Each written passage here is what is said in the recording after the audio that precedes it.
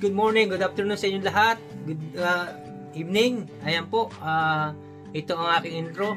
Napaibig po si Prondy mag-luto ng adobo.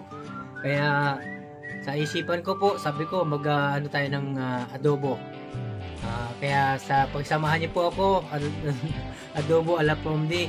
Gusto ko lang po kasi tuyo, napaibig lang po ako tuyo ng adobo na medyo mamantika ba. Yung mga sangkap, kung ano na lang, kung ano meron dyan. Thank you so much po sa mga walang sawang panonood at sumusubaybay sa aking mga video. Thank you so much sa inyong lahat. At sana patuloy niyo pong subaybayan kahit bihira ako nagla-live, bihira ako nag-upload. At masamahan niyo po ako sa aking mga ginagawang video. Thank you so much po. At doon na tayo sa lutuan. Guys, good morning, good afternoon, good evening sa inyo lahat guys. Ayan, may narinig niyo po. Pasensya na po kayo. Disclaimer lang kasi naglalaba po ako. Ano yung dryer. Ito po, makikita niyo yung sangkap na yan. Meron tayong bawang, sibuyas, laurel, at bell pepper na kinuha ko lang sa likod ng bahay. At at saka suka, saka dark soy sauce. Wala tayong toyo na sariling atin. Meron tayong garlic pepper at meron tayong baboy. Ayan po. Ang ano natin ngayon guys ay magluluto tayo ng adobong baboy na naisipan ko lang, nagutom ako Okay. Bago po ang lahat, salamat po ng marami sa inyo sa walang sawang panonood sa aking mga video. Ayan lang po, simpleng ano lang, pagluluto. Tingnan natin kung anong may kalalabasan. Yan lang po, meron tayong kasangkap, meron sana tayong bell pepper na pula pero wala. Kaya kumuha na lang tayo sa likod ng bahay, meron tayong green bell pepper. So ayan po, nilagyan natin ng may asukal din tayo dyan para pag-balancing ng ating niluluto. So gusto kong mag-adobo po ng patuyo, tuyo na style na mamantika. Ayan. Pasensya na po kayo, may washing machine pong nag-dryer. Ayan. Ayan lang po lang ating suka, malt vinegar, ayan, dark soy sauce, yan. Okay na yan. Simpleng pagluluto lang to. Sige po, at ang gagawin po natin, pakukulaan po natin ito muna sa tubig para tapos sa pangalawang kulo, saka natin at hanguin, saka natin i-adobo para matanggal yung lansa. Nalagyan natin ng konting luya. Ano lang natin, parang hahablusan lang natin, tapos saka natin ihalo yung toyo at saka natin titimplahan. Yan po guys. Yan. Parang hihablusan lang natin ng konti, tatanggalin na po natin at natin ulit ng timplahan na po natin ito. Para tinanggal ko lang po yung dumi-dumi sa loob ng mga katawan ng bawang. Yan, ngayon po guys, titimplahan na po natin. Yan, siyempre ilalagay na natin lahat yan, bawang. Lagyan na po natin ng bawang. Lahat po ng sangkap. Dali po. Sensya na kayo. Yan, kasama na natin yung sibuyas. Yan, pagsama-samahin natin. Sama na natin ang sili. Yan, sama-sama na. Para mabilis. Yan. Dapat mga po yan, late yan, kaya lang ilagay ko na po. At ang laurel, ayan na po, kompleto na siya. Ngayon lalagay po natin yung suka at saka yung toyo.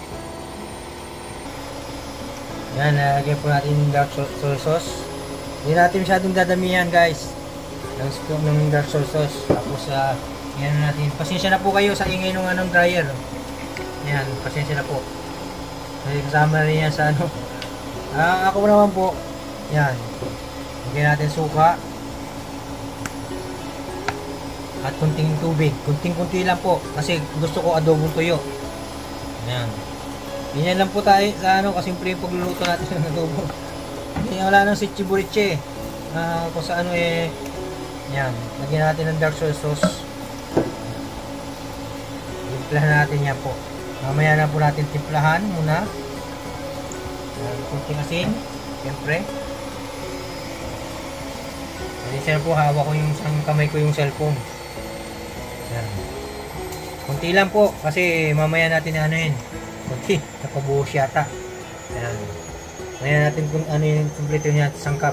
Tapos lagyan natin ng konting tubig. Ayan. Kunti lang para matuyo po siya. Mamaya malalaman natin kung anong mangyayari. Siyempre, ako po kasi nilalagyan ko po siya ng mantika. Kasi gusto ko nagmamantika. Yan. Lalagyan namin po natin siya ng mantika, guys.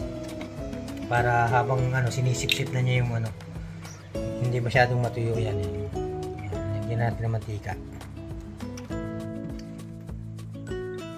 Mamaya na po natin i-update kung ano pong mangyayari at resulta nito. Bigay po yung ano. Ngayon, tatakluban na po natin, guys. Mamaya habang kumukulo. Saka natin ano yung timpla. Ngayon, nilalagyan ko na rin po ng paminta. Lagyan natin ng paminta po natin. Pamintang durog. Ginagamit ko po yung pamintang durog na may garlic na. Ayan, durog na nga. Dali. Ayun. Ayan po, guys. Nadurog na. Natuyo. Okay po. Anyway. Tuloy po natin mamaya. Ayan, nakakita nyo, kumukulo na po. Kumukulo na po, guys, yung ating niluluto. Ayan, o. Makita nyo po. Solve natin para, ano. Ayan.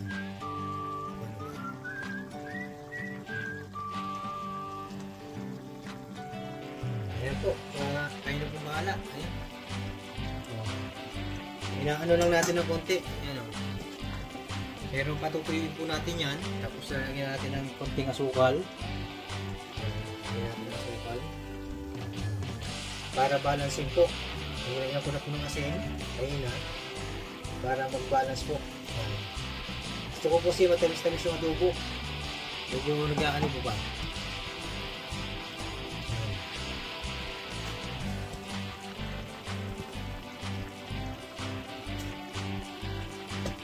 Nakita niyo po ba? Mausok. Ngayon po, nagmamati-matika na, guys. Ayan, o. Yung adobo, alapundi. Tutuyuin ko yan, ano. Tutuyuin ko po siya ng maayos para maganda.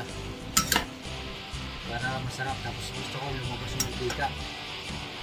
Hindi ko po masyadong ano, tinitimplahan. Kita niyo po, nagmamantika. Medyo maasim. Maasim pa po. Kailangan natin dagdagan ng kunting asukal. Meron po siya, guys. Takluban po natin ng konti ulit para ano po. Ayan, takluban natin. Maya medyo tutulog na yung konti. Saka natin lalagyan ng mantika. Ayan, guys. Ito na ako. Bisitahin natin ang ating adobo. Ayan na po. Kumukulo na. Nakakagutom. Ayan po. Mamaya po. Magmamantika na yan. Ayan po ang aking adobo. Alapundi. Ipa natin ng konti.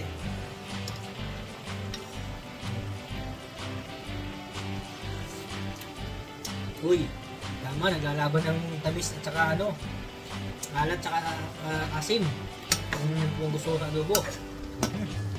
Parang tayo kain nito, guys. Tingnan niyo po. Ayan po. Masarap. Gusto ko yung may taba-taba. Maganda sana po niya kung may bell pepper na pula. Pero okay lang po. Ayan, okay talaga. Mahalaga po. Kung tayo ng adobo po, natin ano, masyadong yung karne dapat hindi masyadong ano ba, lutong-luto. Yung titikas po kasi yung karne ng baboy, pag masyadong kukunat po. Basta nakita nyo kung kaya ng kaya ng pilasin ng pong pasyanse, okay na po. Tignan ko Pipiliin na lang po natin to. Okay na po. Marami. Na po, guys, oh. Masarap. Yummy, yummy. Kain tayo. Ayan, kain tayo, guys. Guys, panalo yung ating ginawa. Medyo mabubusog tayo nito. Thank you so much sa walang sawang panood sa akin. God bless everyone.